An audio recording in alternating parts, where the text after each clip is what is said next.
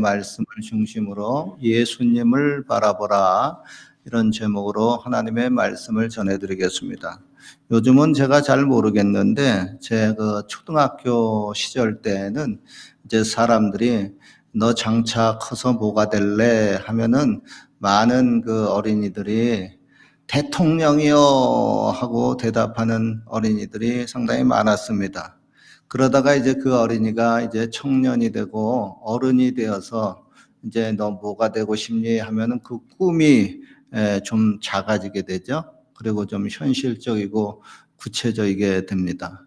그런데 이제 저희 경우는 오히려 반대였었습니다.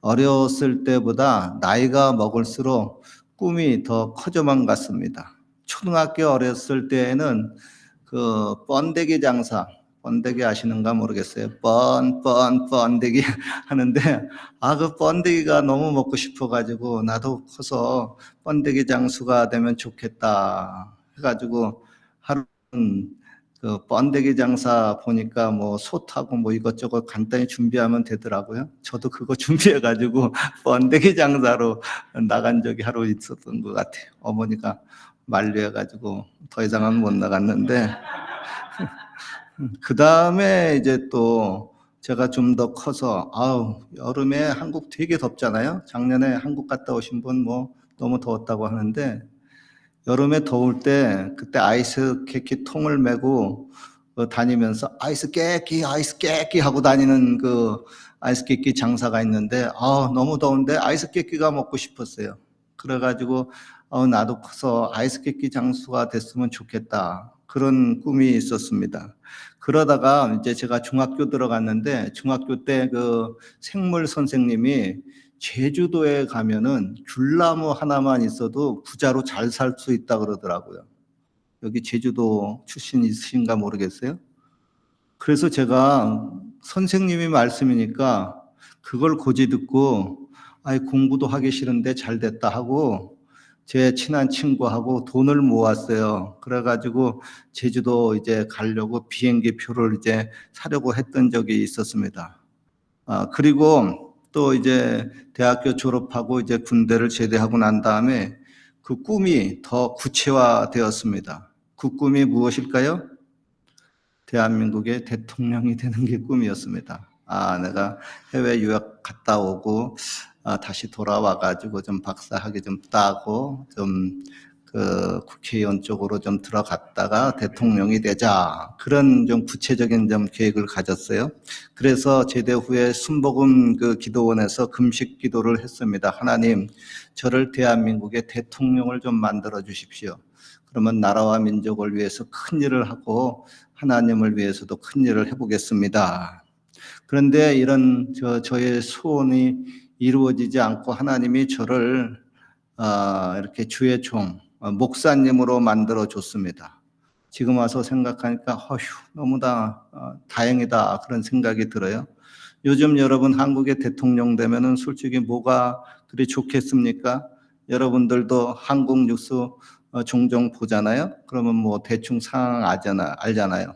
이전에 노무현 대통령이 대통령 취임 후 한 석 달 후에 어떤 얘기를 했냐 하면은 이런 말을 했습니다. 대통령 못 해먹겠다. 그게 해외 토픽까지 났어요. 대통령 못 해먹겠다고 한다. 3개월 해놓고. 여러분, 대통령뿐만 아니라 무엇인지 이 세상에서 하는 게 쉽겠습니까? 마치 동물의 왕국에서 서로 긴장하고 또 잡아먹혀야만 하는 그런 냉혹한 현실임을 우리가 부인할 수가 없습니다. 인간이 죄를 짓고 에덴 동산에서 쫓겨난 후에 세상은 가시와 엉겅퀴가 여기저기에서 막 돋아났습니다. 제가 우리 교회 이렇게 잔디 이렇게 다듬고 이럴 때 보면 여기 특별히 이 뒤에 민들레 지긋지긋하게 나와. 아무리 약을 뿌리고 또 엉겅퀴 지긋지긋하게 나옵니다. 근데 여기는 그래도 좀 다행이에요. 밴쿠버 가면 날씨가 좋아가지고 가시와 엉겅퀴도 여기는 30cm인데 거기는 막 70cm, 80cm 막 이렇게 올라오더라고요. 그러니까 밴쿠버는 함부로 어디 산책로 들어가기도 힘들어요. 막 찌르고 괴롭히니까. 그러니까 이 땅에서 살 때 저와 여러분들이 많이 찔리고 고통을 당합니다. 이제까지 인생을 살면서 나를 찌르고 고통스럽게 한 사람들이 있지 않아요? 그거 이렇게 생각하면은 꽤 많이 있구나 생각이 들어요. 욥기서에 보면은 대만 사람 엘리바스가 이런 말을 합니다. 인생은 고난을 위해서 태어났다. 불티가 막 하늘 위로 나른같이 그렇다. 즉 인생은 너도 나도 그런 고난의 연속이라고 하는 겁니다. 그리고 이렇게 수많은 그 인생의 고난 속에 살아가는 저와 여러분들 괴롭잖아요.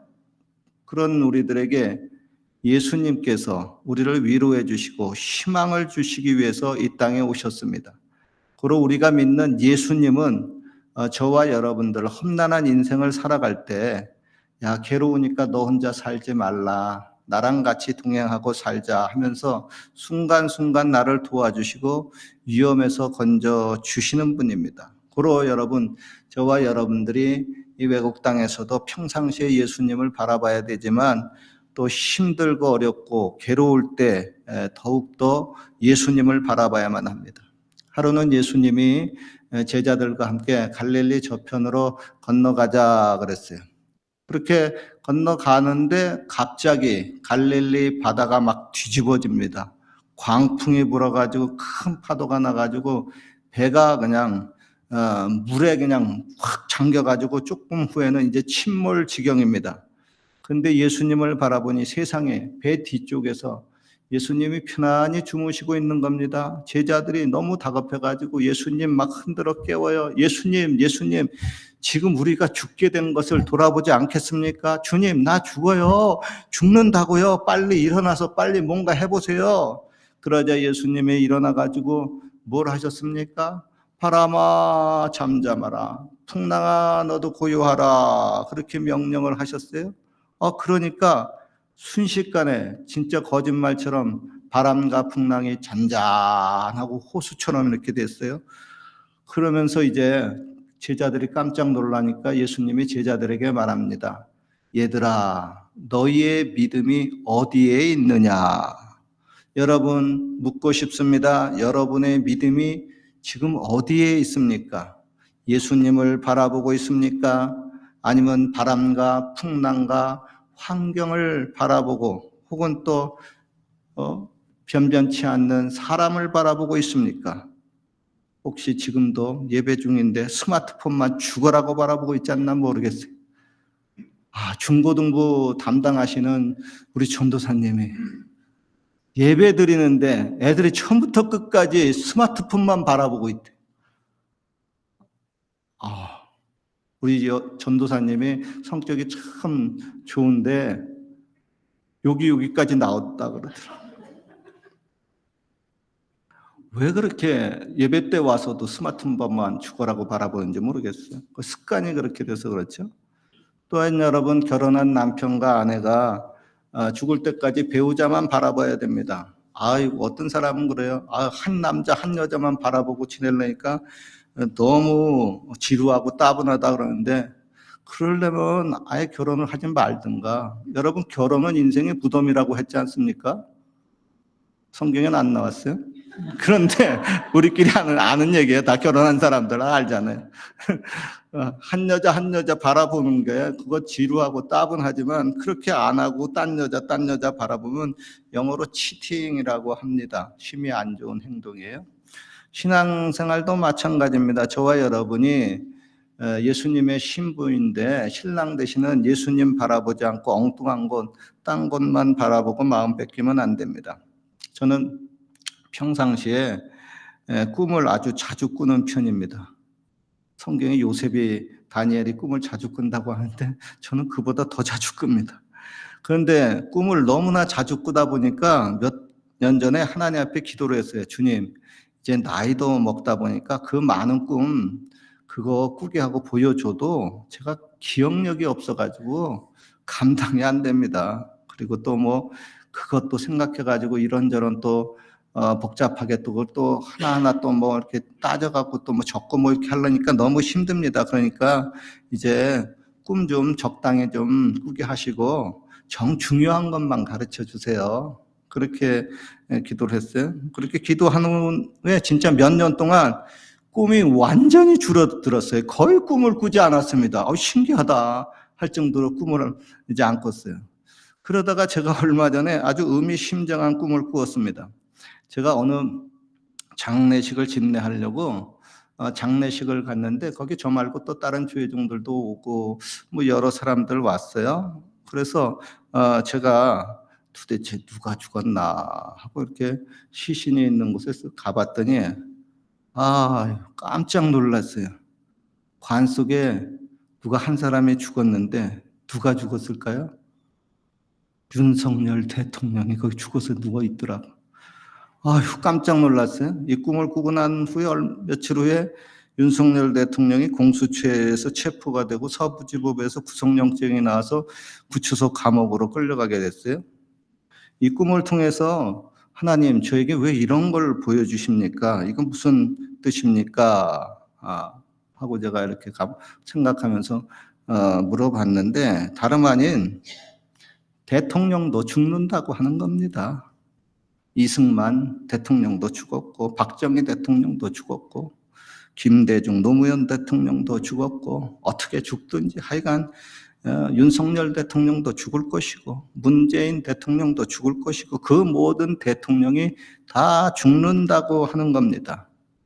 어때요? 제 해석이 정확하죠? 성경적이죠? 잘못 해석하면 또 이것도 탈라요. 이때 목사님인 제가 해야 될 일이 무엇일까요? 그들의 장례식을 치러주는 일입니다. 그 죽은 대통령이 뭐 좌파 대통령이든지 우파 대통령이든지 그분이 어떤 정치 성향을 가졌고 또 그가 대통령 때 어떤 일을 뭐 했든지 뭐 잘못했든지 간에 그것은 목사님인 저에게 그렇게 중요하지 않습니다. 단지 목사님이 할 일은 죽을 수밖에 없는 그 불쌍한 영혼의 그 장례식을 치러주는 일입니다. 그리고 더 중요한 것은 그들도 대통령 되면 이제 조금 있으면 죽을 텐데 예수님 믿고 구원을 받고 천국에 가도록 그거 예수님 믿게 해주세요 하고 기도해 주는 겁니다. 그러니까 하나님이 그 꿈을 통해서 저에게 주는 메시지는 이겁니다. 김 목사야, 너는 내가 목사로 세웠으니까 괜히 정치 성향 따지지 말고 그들의 장례식을 치러주고 영혼 구원을 위해서 애를 써라 하는 겁니다. 그렇습니다, 여러분. 제가 이제 올해 이제 65세 지나가지고 이제 66세로 가고 있는데 하늘나라에 가는 시간이 점점 가까이 다가오고 있죠. 이때 제가 여기 캐나다 땅에서 해야 될 가장 중요한 일이 무엇일까요? 제가 직접 뭐 한국의 대통령이 되어서 정치하는 것일까요? No, 절대 아닙니다. 영혼 살리는 일을 해야 합니다. 그 영혼도 예수님 믿고 천국에 가야 되겠다 하고 기도해주고 그들을 인도해주는 겁니다. 그리고 그들이 죽으면요, 네, 목사님이 장례식을 치러주는 겁니다. 예수님의 제자들 중에서 열심당원인 시몬이라고 하는 사람이 있습니다. 시몬 베드로가 아니고 가나안인 시몬이에요. 자, 그가 어떤 사람이냐면 무력을 사용해서라도 로마의 정권을 쓰러뜨리고 이스라엘의 독립을 시도하려고 하는 독립운동가였습니다. 오늘날로 뭐 나쁜 말로 하면은 극우 테러리스트라고 할 수 있겠죠. 예수님은 그를 제자로 삼으시고 무엇을 하셨을까요? 예수님이 시몬과 함께 이스라엘의 독립운동을 하셨을까요? No, 아닙니다. 예수님은 정치에 전혀 참여하지 않았습니다. 비록 자신의 조국 이스라엘이 조금 있으면 망할지라도 이를 심히 안타까워 하셨지만은 예수님이 정치에는 뛰어들진 않았습니다. 일절의 독립운동도 하지 않았습니다. 물론 여러분 정치가 다 나쁘고 독립운동이 나쁘다고 하는 말은 아닙니다. 예수님은 정치보다도 독립운동보다도 더 중요한 하나님이 자신에게 맡겨준 그 사명을 감당하기 원했습니다. 다름 아닌 이스라엘 백성들에게 구원의 복음을 전해주는 것이고 그들을 섬기고 그들을 가르치고 그들을 돌보는 일입니다. 그리고 마침내 예수님은 십자가에서 고난을 당하고 죽으셨습니다. 독립운동가요. 또 열심당원이 시몬이라는 제자도 마찬가지입니다. 예수님을 믿고 나서 더 이상 독립운동을 안 했습니다. 왜요? 예수님을 믿고 제자로서 나가보니까 독립운동보다 세상의 정치보다 더 중요한 것이 있음을 깨달았습니다. 뭐예요? 천하보다 귀한 한 영혼을 찾아서 그들을 구원하는 사람을 낚는 어부가 되는 겁니다. 세상적인 관점에서 보면요, 예수님의 인생은 실패로 끝났습니다. 열심당원인 그 시몬의 인생도 어떻게 보면은 비극으로 끝났어요. 또 시몬도요, 나중에 그 페르시아 지방 쪽으로 이제 전도하다가 거기서 이교도들에게 잡혀가지고 톱으로 허리가 잘려서 죽었습니다.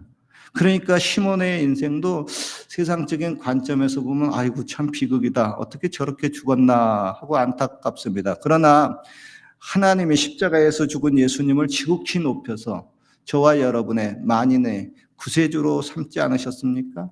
시몬이란 제자도 예수님과 같이 하나님의 보좌에 앉아서 세상을 다스리고 심판할 권세를 주신다고 했습니다. 즉 주의 종은요, 하나님이 시키시는 영혼 살리는 그 일만 하면은 충분합니다. 저희 집안 이야기 좀 할게요. 할아버지, 저희 아버님이 이제 평안도 출신인데 친할아버지가 독립운동가였습니다. 독립군에게 자금을 지원해주는 재무감이었습니다.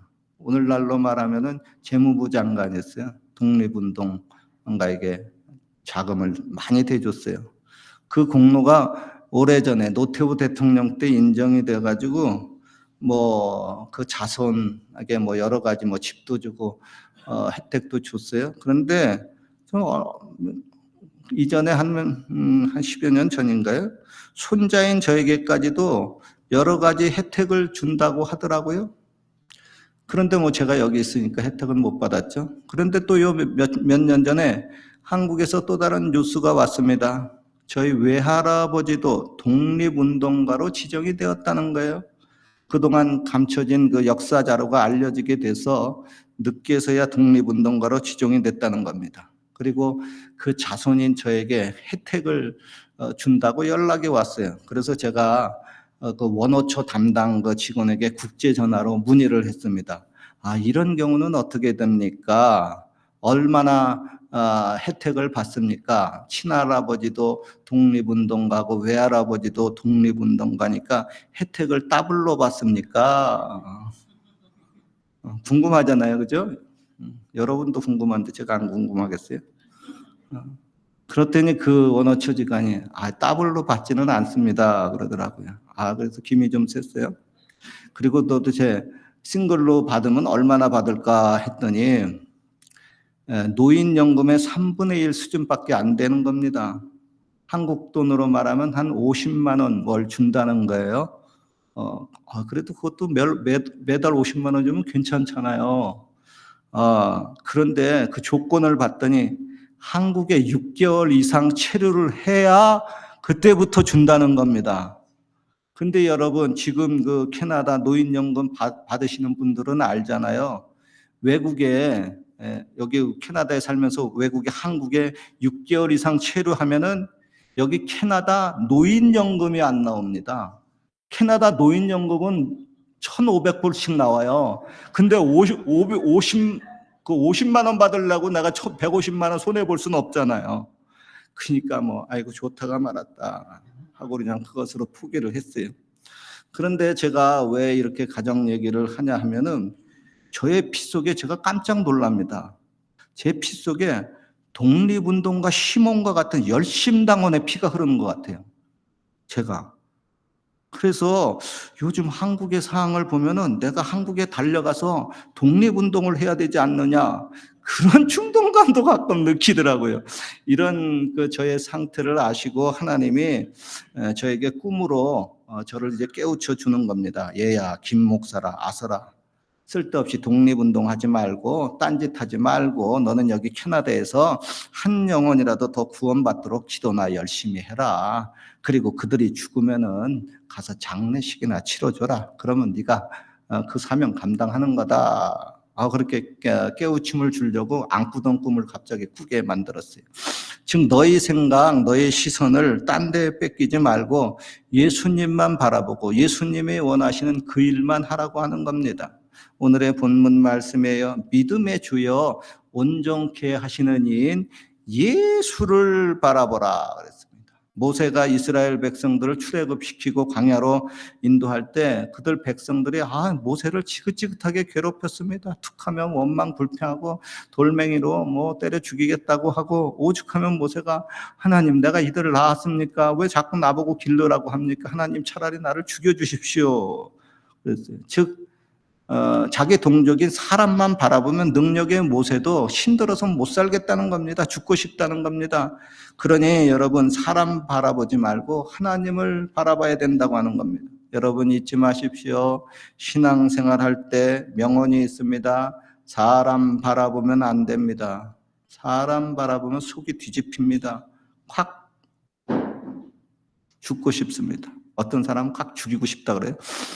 그러니 여러분 사람 보다가 크게 시험 들지 말고 오직 예수님만 바라봐야 됩니다. 교회에 와서도 마찬가지예요. 여기서 독립운동 하실 필요 없습니다. 잘못하다가는 그 옛날 고린도 교회처럼 서로 분열이 되고 맙니다. 상대방이 내 편이 아니면은 서로 미워하게 되고 화목이 깨질 수가 있습니다. 그러니까 일단 교회에 오면은 예민한 한국 정치 얘기는 하지 않는 것이 현명합니다.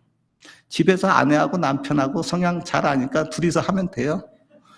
잘못하다가 교회에서 나와 의견이 다른 그런 정치 얘기 하다가 괜히 상대방에게 미움만 당하기 쉽습니다. 좀 밀어나죠 그러면. 엘리야의 경우도 보십시오. 그는 모세처럼 큰 기적을 베푼 그 능력의 하나님의 종이었습니다. 그런데 아합 왕의 아내 이세벨이 내일 이맘때 내가 너도 죽이겠다고 협박을 했습니다. 그 말을 듣고 엘리야가 갑자기 막 두려움과 공포에 휩싸여가지고 걸음아 날 살려라 하고 광야로 팍 도망갔어요. 그리고 거기서 환경을 바라보니까 이제 더 나아질 것이 없는 것 같아요. 이제 자기가 이제 코너에 완전히 몰렸어요. 그래서 하나님 앞에 하소연합니다. 여호와여, 지금 당장 저를 죽여주십시오. 나는 못난이입니다. 여러분 환경을 바라보면 이렇게 능력의 사람 엘리야도 너무 스트레스를 받아서 못 견딥니다. 그런 환경을 바라보지 마십시오. 알파가 오메가 되시며 시작과 나중이 되시며 처음과 끝이 되시는 희망의 예수님을 바라보십시오. 역사의 주관자이고 내 인생의 세밀한 주인이 되시는 예수님을 바라보십시오. 특별히 여기 캐나다 캘거리에 와서 너무 세상 돌아가는 환경 바라보지 마십시오. 환경은 좋아지기도 하고 나빠지기도 하고 수시로 변합니다. 더구나 한국에서 캐나다까지 왔는데 여기서 먹고 살기도 바쁘고 힘든데 한국의 민감한 정치 상황에 너무 반응하고 거기다 신경 쏟지 마십시오. 그러다가 우리의 사명을 까먹기가 쉽습니다. 그 영혼 구원받을 수 있도록 저와 여러분들 전도 계속해야 되고 기도해야 됩니다. 그리고 이 땅에서 나에게 맡겨주신 그 백성을 열심히 잘 돌봐야 됩니다. 이게 저와 여러분들 이 땅에 보내준 이유고 가장 중요한 일입니다. 저와 여러분들이 이 일을 하고 예수님 바라보면서 이 땅에서도 약속한 더하여 받는 축복을 얻고 하늘나라에서도 크게 칭찬받고 상급 받으시기를 주님의 이름으로 축원합니다. 기도드리겠습니다. 하나님 아버지, 이 세상의 정치, 경제, 사회, 군사, 문화, 언론, 방송, 종교, 교육, 체육 수많은 분야에 수많은 일들이 있지만 너무 세상적인 것에 관심 갖지 말게 하시고 예수님 바라보고 예수님과 함께 예수님이 그토록 원하시는 영혼 살리는 가장 중요한 일에 전념하고 매달리게 하여 주옵소서. 우리의 삶을 지도하고 그렇게 인도하여 주옵소서. 예수님의 이름으로 기도합니다. 아멘. 우리 말씀을 생각하면서 기도합니다. 짧은